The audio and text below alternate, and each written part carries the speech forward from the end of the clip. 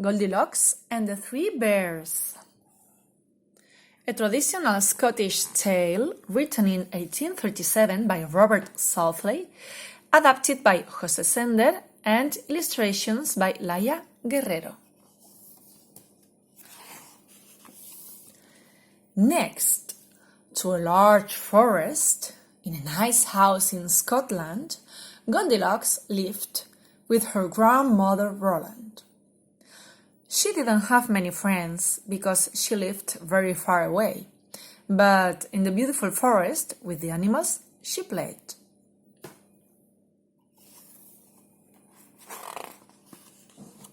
One day, when Goldilocks was walking through the grove, she came across a beautiful house made of stone. The house of the three bears who had gone out to the shop. What a pity! I would so like to make a quick stop. Grandma had always told her to be polite. Don't touch anything and never enter without an invite. But upon seeing the house, she just couldn't go, so she ignored the advice and snuck in the window. On the table were three delicious bowls sitting there. The father's, the mother's, and one for little bear. Her tummy rumbled, and she couldn't help but gawk. She was very hungry from her long walk. She tried Papa Bear's dish, but her mouth it did scald. Then she tried Mama Bear's, but that one was cold. The little bear's was just right, and Goldilocks ate it all up, bite after bite. She ate so eagerly that she spilled the porridge, made a mess on the table and all over the cottage. When she finished eating, she wanted to sit down in one of the three chairs she saw in the lounge. The largest was very soft and Goldilocks fell off. The second was very hard and not enough soft. The third one was perfect, but she was big enough, and when she sat down, the chair fell to the ground.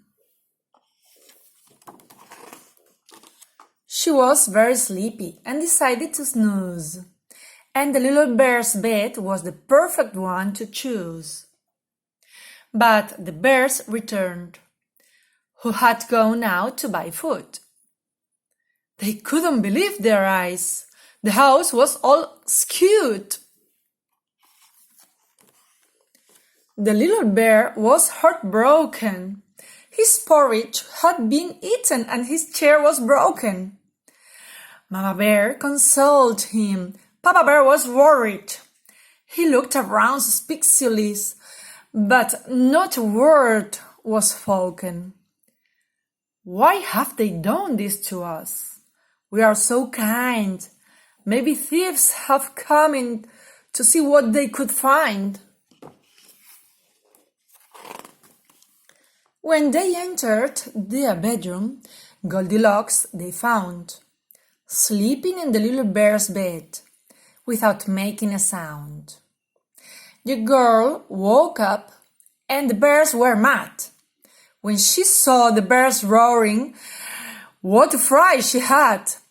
You have messed up our house and the beds have been undone. You are rude.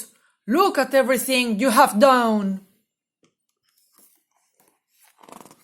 Goldilocks ran out while the animals shouted, Until you learn good manners, you're not invited. Goldilocks kept running until she arrived at her home.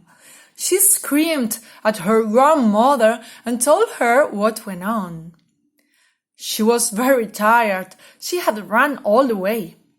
She was also scared.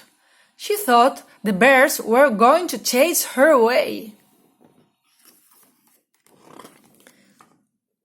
To Goldilocks' surprise, her grandmother told her off. The bears are right. I am very cross. Crows. You should never enter any house without consent. You've broken their things, so you will apologize to them. Grandma took her naughty grandmother with her eyes to the floor to the bear's house, and they knocked on the door. My granddaughter is feeling bad. What she did is very rude and impolite. Goldilocks was embarrassed and offered to fix the chaos. For the rest of the day, the girl was busying away. She made the beds, fixed the chair, she cooked and cleaned upstairs.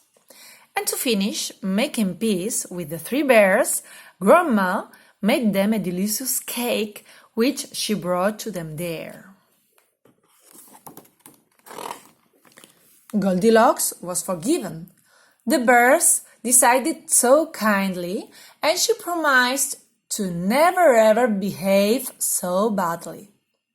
She started playing with Little Bear again and again, and since then, he would always be a real friend.